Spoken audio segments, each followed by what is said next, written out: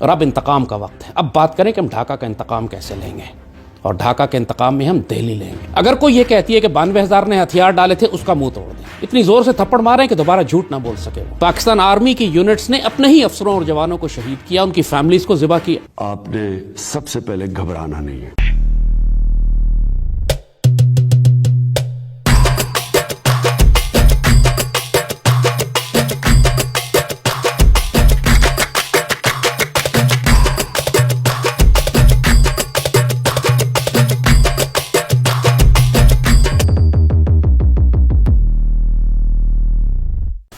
یہ ہمیشہ بھارت کے لال قلعے کے اوپر جھنڈا پھہرانے کی پلاننگ کرتا رہتا ہے, غزوہ ہند کو پروموٹ کرتا ہے اور بھارت کے خلاف ہمیشہ پروپیگنڈا کرتا ہی رہتا ہے. لیکن 1971 کی کہانی ایسا کالا سچ ہے جو پاکستان اور پاکستان کے جو ان جیسے جاہل لوگوں کے منہ پہ ایک تماچا ہے, اور اس تماچے کو یہ جب بھی یاد کرتے ہیں ہمیشہ روتے ہیں. ایسا بہت کم ہوتا ہے کہ یہ لال ٹوپی سچائی کا آئینہ دیکھے اور اپنی آرمی کو, اپنی پاکستان کو, اپنی سرکار کو گالیاں دے, اور تم گالی کے لائق بھی ہو. تو آپ اس ویڈیو کو لیجیے مزہ, آپ کا وہی ملتا ہے آپ کو آخری میں. پچھلے 50 سال سے جو پاکستان کے خلاف سب سے زیادہ پروپیگنڈا ہوتا رہا ہے وہ مشرقی پاکستان کے حوالے سے, وہ یہ کہ 92,000 پاکستانی فوجیوں نے ہتھیار ڈال دیے. حقیقت یہ ہے کہ مشرقی پاکستان میں اگر ہم کو عسکری شکست ہوئی ہے تو اس سے پہلے ہم کو پروپیگنڈے کی جنگ میں شکست ہوئی. دشمن کا پروپیگنڈا بہت زہریلا اور کاری تھا.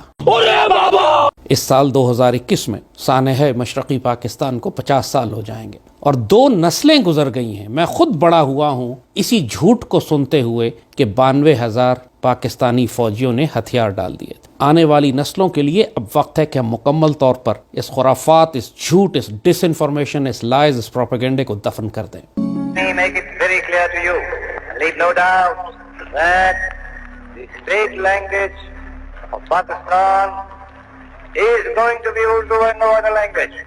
اس موقع پر قائد اعظم نے موقف اختیار کیا. پاکستان کی زبان اردو ہوگی. قائد اعظم کو خود بولنے نہیں آتی تھی اردو. پاکستان کے اندر جو سیکولر اور لبرل بغیرت طبقہ ہے, جس کو اپنے آپ کو بڑے شوق سے یہ بغیرت بریگیڈ کہتے ہیں, یہ جان بوجھ کر بھارت کے اس بیانیے کو پچھلے 50 سال دہراتے رہے تاکہ پاک فوج کو ذلیل کیا جا سکے. جیسے یہ پروپیگنڈا آپ ہمیشہ سنتے آئے ہیں کہ فوج بجٹ کا 80% کھا جاتی ہے, یہ بھی پچھلے 50 سال سے ہم سن رہے ہیں. یعنی مقامی ریڈیو سے جو خبریں, ڈھاکہ ریڈیو سے بھی میں اس زمانے میں خبریں پڑھتا تھا, اس سے وہ سب کی سب سینسرڈ ہوتی تھی. اس طرح جو کہتا رہا, اور تب بھی پاکستان کا ریڈیو اس وقت جھوٹ بولتا رہا. جبکہ حقیقت یہ ہے کہ فوج کے حصے میں پاکستان کے نیشنل بجٹ کا صرف 6 یا 7% آتا ہے. 7 یا 8% کو 80% بنانے کا کمال جو ہے, یہی وہ جھوٹ کا کمال تھا کہ جس نے مشرقی پاکستان میں پاکستان کی فوج کی تعداد کو 3-4 گنا بڑھا کر بیان کیا کہ جنہوں نے وہاں ہتھیار ڈالے. آئیے اب دلیل کے ساتھ آپ کو یہ ثابت کرتے ہیں. 93,000 Pakistani soldiers surrendered in East Pakistan. 36,000 فوجیوں سے زیادہ ہماری تعداد نہیں رہی. مشرقی پاکستان میں ہمیشہ سے ہی جب سے پاکستان بنا ہے ایک ہی کمانڈ تھی, ایک ہی کور رکھی جاتی تھی وہاں پر, اور ایک لیفٹیننٹ جنرل اس کو لیڈ کرتا تھا. 71 کی جنگ جب شروع ہوئی تو اس سے پہلے یہی صورتحال تھی کہ ہمارے پاس وہاں تقریباً 36,000 کے قریب فوجی تھے, اور چونکہ ڈھاکہ کا صرف ایک ایئر بیس تھا اور نیوی کی بہت چھوٹی سی گن بورڈ سی تھی خالی, تو نیوی اور ایئر فورس کے افراد کو بھی ملا لیں تو وہ 1,000-1,200 سے زیادہ نہیں بنتے تھے. لہٰذا مکمل تعداد پاکستان کی مسلح افواج کی مشرقی پاکستان میں 36-37 سے زیادہ نہیں تھی. بولنے دے تکلیف ہوا ہے بیچارے کو, بول. جب 15 مارچ کو شیخ مجیب الرحمان نے ریاست سے بغاوت کا اعلان کیا تو اس وقت پاکستان, مشرقی پاکستان میں جتنی بنگالی ریجمنٹس تھیں, یعنی پاکستان آرمی کی بنگالی یونٹس تھیں, ایسٹ پاکستان رائفلز تھیں اور بہت ساری یونٹس اس طرح کی تھیں, ان کی تعداد تقریباً 24,000 کے قریب تھی. یعنی 36,000 ٹوٹل پاکستانی فوج, اس میں سے 24,000 بنگالی تھے, اور بنگالی یونٹس نے بغاوت کر دی اور پاکستان آرمی سے الگ ہو گئے اور جا کے بھارتی فوج سے مل گئے اور مکتی باہنی سے مل گئے. اپنا اسلحہ بھی ساتھ لے گئے, اپنے جتنا ساز و سامان لے جا سکتے تھے, ایمونیشن تھا وہ ساتھ لے گئے, اور ان بنگالی یونٹس میں جتنے مشرقی مغربی پاکستان سے تعلق رکھنے والے افسر اور جوان تھے ان کو بڑی بے دردی سے شہید کر دیا گیا. خود بہت ہی تکلیف دہ ہماری تاریخ کا یہ کہ پاکستان آرمی کی یونٹس میں بغاوت ہوئی, پاکستان آرمی کی یونٹس نے اپنے ہی افسروں اور جوانوں کو شہید کیا, ان کی فیملیز کو ذبح کیا, اور جو دردناک واقعات ہیں. بنگلہ دیش was bought with blood. March 1971, the year of the killing begins. These These women were killed after they had been raped by Pakistani soldiers. When their father tried to prevent the rape, he was bayoneted to death. East Bengal becomes a giant graveyard. آپ سمجھتے ہیں کہ ہمارے مسلمان سپاہیوں نے واقعی بنگلہ عورتوں کا میسو ریپ کیا؟ سمجھتا نہیں، مجھے پتا ہے میسو ریپ کیا. It's unbelievable. تو آپ 15 مارچ کے بعد جب بغاوت ہوئی تو اس کے بعد ایکچولی پاکستان آرمی کی تعداد پورے مشرقی پاکستان میں 9 سے 12 ہزار کے قریب رہ گئی تھی خالی، جو ان کا تعلق مغربی پاکستان سے تھا، اور وہ بھی پورے مشرقی پاکستان میں بکھرے ہوئے تھے. اور یہ وہ وقت تھا کہ جب پوری بغاوت کا آغاز ہو چکا تھا. 5 لاکھ سے زائد بہاری پاکستانیوں اور پاکستان سے محبت کرنے والے پنجابیوں، پشتونوں، سندھیوں، بلوچستان، یعنی مغربی پاکستان سے تعلق رکھنے والے جتنے مسلمان تھے، ان سب کو ان 10-15 دنوں میں ذبح کر دیا گیا. This is Rushanara, 14 years old and 7 months pregnant. She was abducted from her home in Dhaka and taken to the army barracks where she remained for 3 months. She says there were nights when as many as 30 soldiers forced themselves on her.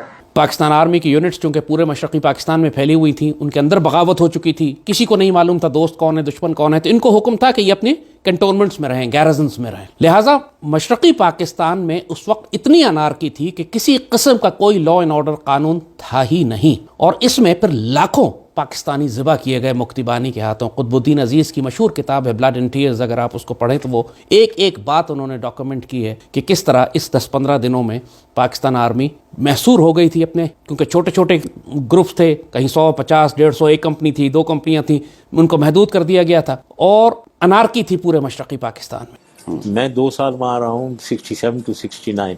I think ہم generally mistreat کرتے تھے. یار بنگالیوں کو کوئی بھی اچھا نہیں سمجھتا تھا. اس صورتحال پر قابو پانے کے لیے ایمرجنسی میں مغربی پاکستان سے 22,000 کے قریب، 22 سے 24,000 کے قریب، تقریباً 2 ڈویژن انفینٹری فوج بھیجی، کیونکہ بھارت نے اوور فلائٹس بند کر دی تھی، بھارت کے اوپر سے طیارے نہیں جا سکتے تھے. لہٰذا یہ PIA کی کمرشل فلائٹس میں ان انفینٹری کے سپاہیوں کو جو صرف رائفلیں کیری کر سکتے تھے اپنے ساتھ، ان کو سری لنکا کے ذریعے، یہ پہلے یہ فلائٹ سری لنکا آتی ہے اور سری لنکا کے راستے ہو کے پھر یہ مشرقی پاکستان ڈھاکہ جاتے تھے، تو 24,000 فوج تقریباً بھیجی گئی دوبارہ ان بنگالی یونٹس کو کمپنسیٹ کرنے کے لیے جو باقی تقریباً 24,000 ہی تقریباً بغاوت کر کے الگ ہو چکے تھے. ایک مرتبہ جب یہ ری انفورسمنٹس، یہ کمک مغربی پاکستان سے پہنچی تو پھر ہماری تعداد دوبارہ بڑھ کر کوئی 35-36 ہزار کے قریب ہو گئی پاکستان آرمی کے مسلح. اور اس میں زیادہ تر جیسے کہا کہ انفینٹری کے تھے جو صرف اپنی رائفلیں لے کر آئے تھے، اور بھاری سامان ان کا بعد میں آنا تھا جو نہیں پہنچا، اور زیادہ تر بھاری ساز و سامان اور توپیں اور سامان جو تھا، جو ٹینک جو تھے، جو تھوڑا بہت ہمارے پاس تھا، وہ بنگالی یونٹس اپنے ساتھ لے گئی تھیں. اس زمانے میں آپ کو یاد ہوگا راشد منہاس والا واقعہ بھی ہوا تھا کہ وہ پورا ایئر کرافٹ بھی آئی، پاکستان ایئر فورس کا ایک جہاز لے کے انڈیا جا رہا تھا تو راشد منہاس نے اسے کریش کر دیا. تو یہی ہو رہا تھا جب بنگالی بغاوت کر رہی تھی بنگالی یونٹ، تو وہ اپنا اسلحہ بھی ساتھ لے کے جاتی. تو کسی صورت میں بھی، یعنی مارچ کے آخر میں جب آپریشن سرچ لائٹ شروع ہوا، کہ جب مکتی بانی کے خلاف کارروائیاں شروع ہوئیں، چونکہ جب مغربی پاکستان سے کمک آ گئی، تب آرمی نے اپنے کنٹونمنٹ سے نکل کر آپریشن شروع کیا، اور اگلے 8-9 مہینے تک مکتی بانی پر قابو پا لیا گیا تھا پورے مشرقی پاکستان میں. چل جھوٹا.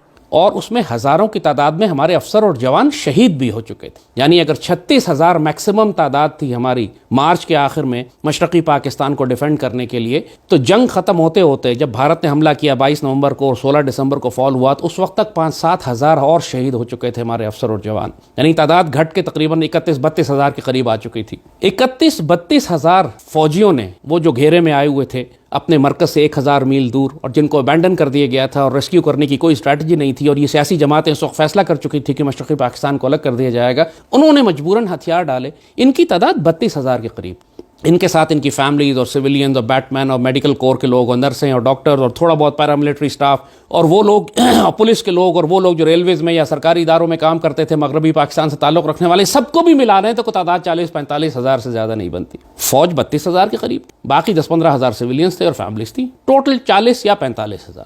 مگر چونکہ اس وقت سرنڈر ہو چکا تھا اور کوئی ریکارڈ، جتنا ریکارڈ پاکستان آرمی یا حکومت پاکستان کا تھا وہ بھارت کے قبضے میں چلا گیا تھا، اور مغربی پاکستان میں کسی کو پرواہ نہیں تھی کہ مشرقی پاکستان میں کیا ہو رہا ہے، کسی کو دلچسپی نہیں تھی. بھٹو کی حکومت آ چکی تھی اور وہ صرف اپنے آپ کو مضبوط کرنے کے پروسیس میں تھا، اور اس کا مقصد تھا فوج کو ذلیل کرنا. لہٰذا ریاست پاکستان کی طرف سے کسی نے اس پروپیگنڈے کا جواب ہی نہیں دیا کہ 40-45 ہزار فوجی اور سویلینز ملا کر، جن میں صرف 32 ہزار کے قریب فوجی ہیں، اس کی تعداد کو بڑھا کر 92 اور 93 ہزار کیسے کر دیا گیا. یعنی دگنا اور تگنی تعداد کیسے فوج کی بڑھا دی گئی، 32 ہزار فوج کو 93 ہزار فوج کر دیا گیا. اور یہ جھوٹ پھر نسل در نسل چلتا رہا. جیسے کہا یعنی جس طرح 80% بجٹ کھانے والا جھوٹ ہے, اسی طرح 93,000 ہتھیار ڈالنے والا بھی جھوٹ ہے, اور نسل در نسل گزر گئی کہ اس جھوٹ کو کسی نے ڈیفینڈ نہیں کیا. زیادہ افسوس اور حیرانی مجھے ISPR پہ ہو, کیونکہ اس کا ادارہ فوج کا بنا ہوا ہے, اس کا کام ہے یہ فوج کی عزت کی حفاظت کرنا. ISPR نے کیوں نہیں ڈیفینڈ کیا اس کو؟ سٹیسٹکس, فیکٹس اینڈ فگرز کے ساتھ کیوں نہیں ثابت کیا کہ ہمارے پاس صرف 3 ڈویژن فوج تھی,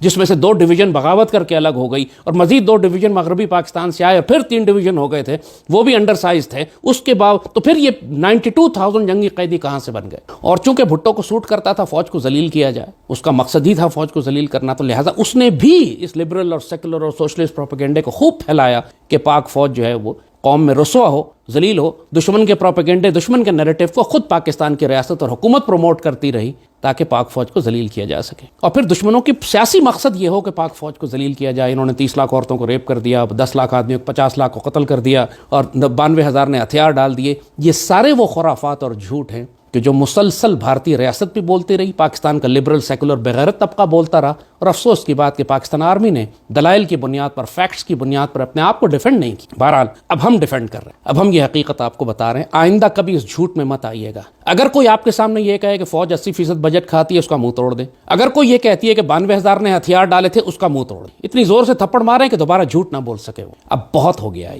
انف. اس ڈس انفارمیشن, جھوٹ اور پروپیگنڈے کو دفن ہونا چاہیے, اور اب انتقام کا وقت ہے. اب بات کریں کہ ہم ڈھاکہ کا انتقام کیسے لیں گے, اور ڈھاکہ کے انتقام میں ہم دہلی لیں گے. اس وقت تک بھارت کے ساتھ ہم نہ کوئی امن کی بات کریں گے, نہ سکون سے رہیں گے, نہ ہماری زندگیوں کا کوئی مقصد پورا ہوگا.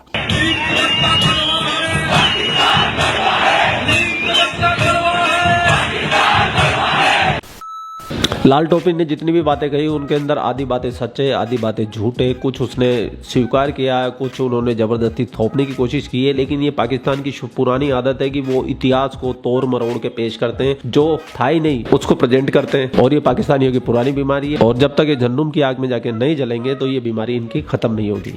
گجب بےعزتی ہے. آپ کا بھائی آپ کے لیے پاک میڈیا سے ریلیٹڈ ویڈیو لاتا رہتا ہے. آپ لوگ اپنا خیال رکھیے. جے ہند, وندے ماترم, جے شری رام, جے شری رام, جے شری رام.